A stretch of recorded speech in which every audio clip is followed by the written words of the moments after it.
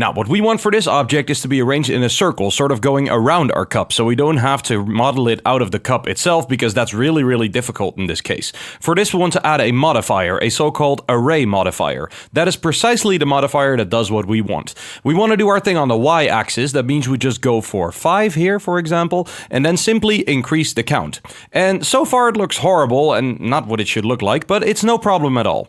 So now we're going to push one of those edges up here, press Q, edge loops, Shift S, 2, and the cursor is back in the middle. Now we want to add a curve here, not a mesh, but a curve. And this curve should be a circle. And this circle should now deform our array modifier, so to speak. So for that, we open the menu, and under shape, we select the curve. And at the curve object tag on the right, we select Bezier circle. And after selecting that, you can see that we somewhat have what we want. The reason this isn't working right now is because our origin is not in the right place. And of course, our origin has to be in the center of our geometry so we can rotate it properly. And when we've rotated the thing 90 degrees, we can just take the whole thing and drag it to the right height using G, X. Funnily enough, it works inverted right now. And then we can take it out with G, Z, which is also weird because normally it goes up like that. That all has to do with the modifier, of course. But now we actually got these things on the outside and it looks pretty good, I would say. The only question now is, does it circle the cup properly? And the answer to that in this case is unfortunately no. That means we have to fiddle around with our Y factor here until the whole thing looks somehow acceptable. I think 4.93 would no longer be noticeable. Of course, we can still measure it briefly here between 23 centimeters.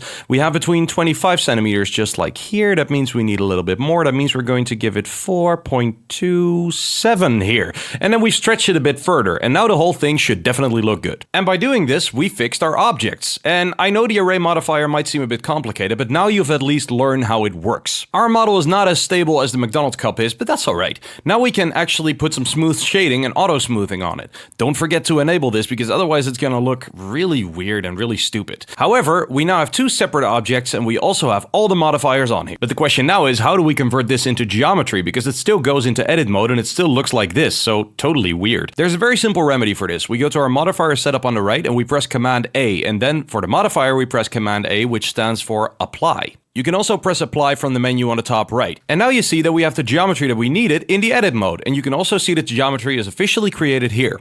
Doing all of this manually would take an unbelievably long time, which is why I've already let you in on the power of modifiers in this video. I'm gonna go in depth on this in advanced modeling later, but I think it's a really good thing that you've already gotten to know the array modifier.